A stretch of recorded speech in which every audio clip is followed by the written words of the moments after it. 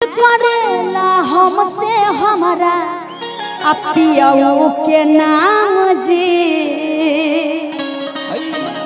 अरे की गजबे जोड़ी बनबले दोनों जाने के राम जी।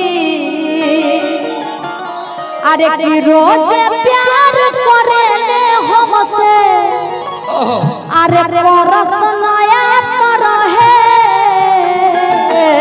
जिया जिया। अरे कि हम हो पातर या पियबो हमार दोनों अपा तर है। जाइएगा अरे कि हम हो पातर या पियबो हमार पातर है। क्या बात है। अरे मैच करेला हमसे हमारा पियाऊ के नाम जी।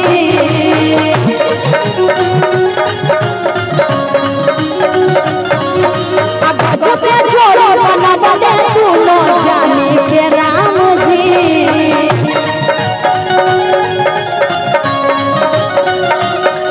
अरे मैच करेला हमसे हमारा पियाऊ के नाम जी। अब जो जोड़ी बनबले दोनों जाने के राम जी। रोज प्यार करेले हमसे परस नया तरह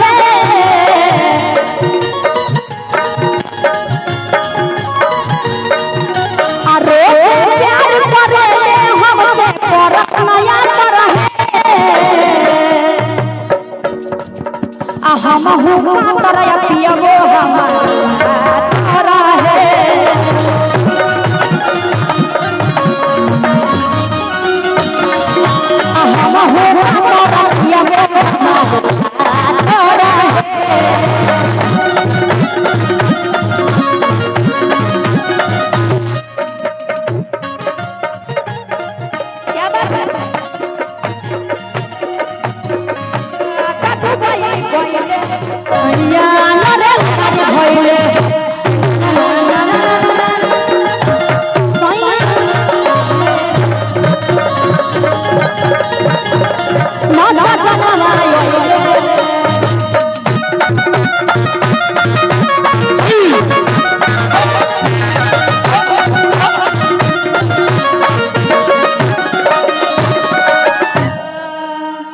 झारा चबलला के गमछिया हो। क्या बात है। झारा चबलला के गमछिया हो। अल्लाह का सही देखिए क्या बात है।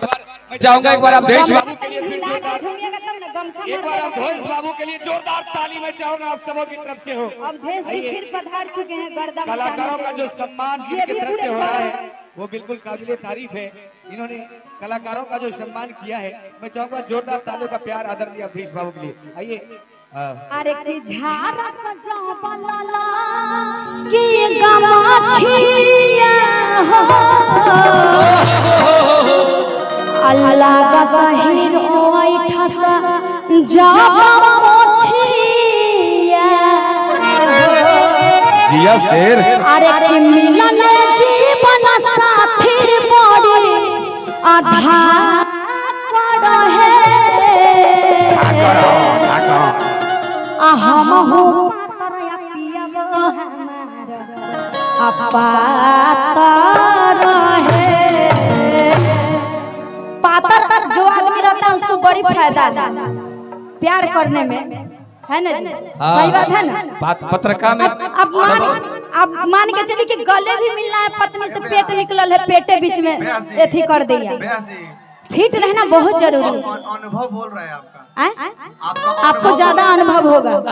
हम गाना में राइटर जी से अनुभव लेते रहते हैं कि पातर का मतलब कि पातर पातर लिखे मोटो तो लिखते तो बोले कि भाई पत्नी मोटी रही अब पति अथी रहेगा तो मिलेगा नहीं ना। पातर पातर जो है ना ऐसे चपक गया का जी। अब बीच में पेट आया इसीलिए फिट रहना बहुत जरूरी है। आप किसी से मिलते भी अदर पर्सन से भी ऐसे मिलिएगा पेटे आएगा फोटो में अथी ना होता है। इसीलिए गाना है अरे कि हम हो पातर या पियबो हमार पातर है। लड़की बहुत खुश है इसलिए कह रही है कि मिलल जीवन साथी बड़ी आधार है। हम हो पातर या पियबो हमार पातर है।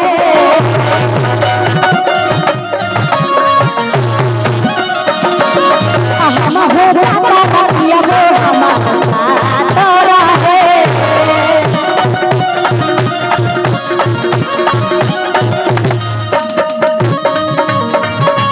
हमके घर में छोड़ के तारा परदेश वाला हुआ हमके घर में छोड़ के कनी चाय से पहले खाला ओ झलानी से रोटी छोड़ के चाय से पहले खाला ओ झलानी से रोटी छोड़ के जिया पिया जिया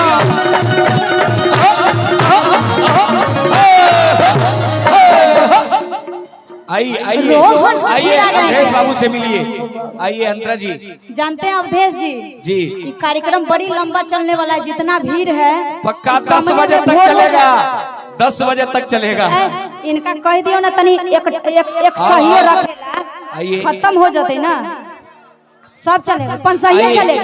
आप भी आइए। आप लोग आइए भी- बहुत बहुत धन्यवाद आपने जो पुरस्कृत किया हमारे कलाकारों को। एक बार फिर मैं चाहूंगा अवधेश बाबू के लिए जोरदार ताली हो जाए आप सबकी एक तरफ से से। एक यहाँ पे जिगर वाला है ना जी भिट्ठा का बिल्कुल। बातें अलग। इनको देखिए सब टाइटे फिटिंग में ऐसे खाली कर रहे हैं। वाह अरे कि रोहन हाला चला हमारा साईया हो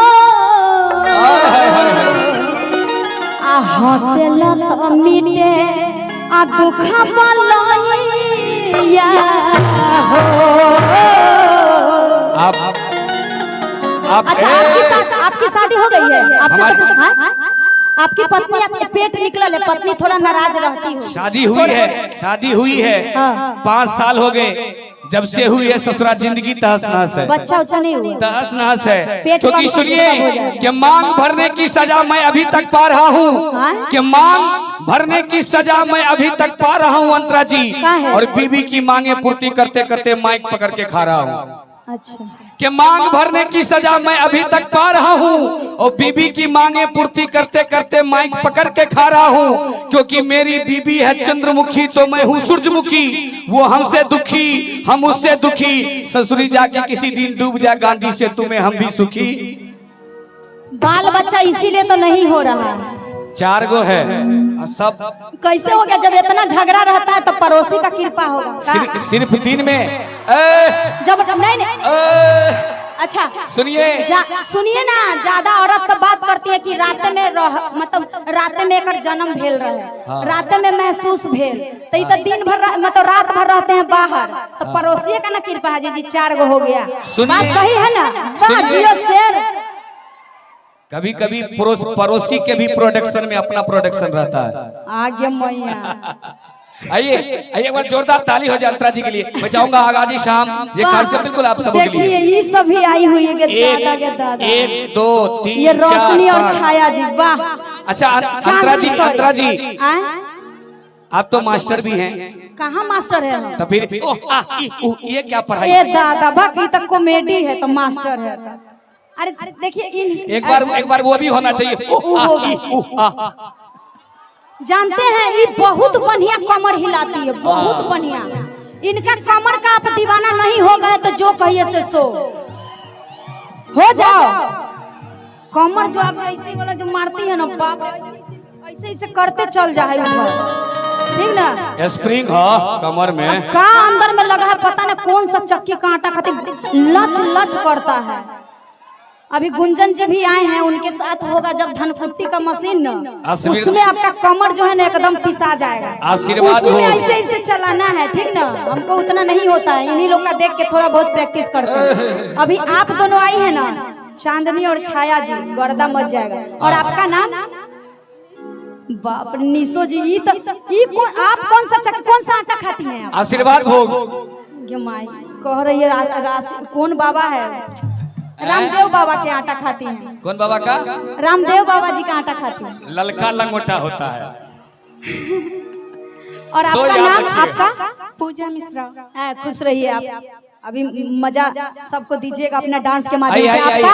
बुलबुल मिश्रा। वाह बुलबुल जी, सबका नाम जान गए नहीं? सब जब आ सर्च जाइए, कीजिएगा। आप सुनिए, आप भी मिल लीजिए सर से। बहुत लड़की कलाकार को क्या होता है ना कि लिखा रहता है तो पब्लिक से प्यार हो जाता है। किसी का हो गया, तालियां होनी चाहिए। जो बच्ची है वो भी आ जाइए, दिल लगाइए, प्यार बढ़ाइए, आ जाइए, है ना?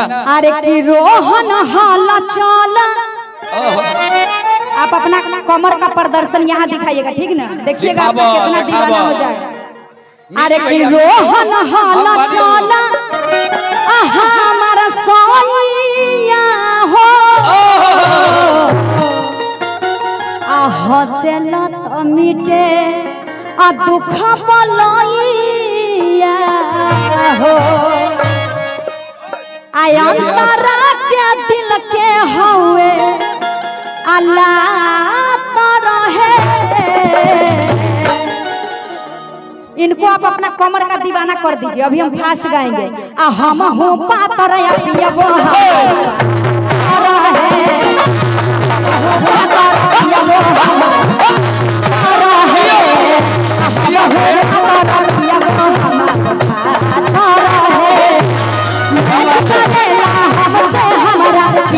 के नाम जी लागल रहो। मैच करेला हमसे हमारा पियऊ के नाम जी।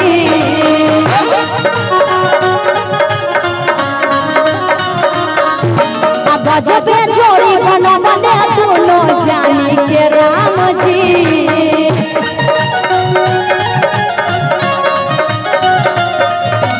हम तम प्यार करेले हमसे करस नया रहे। हम हो पातर पियबो हमारा है।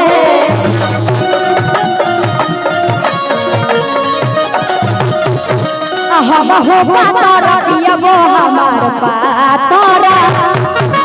हम हो पातर पियबो हमार पातर। हम हो पातर पियबो हमार पातर।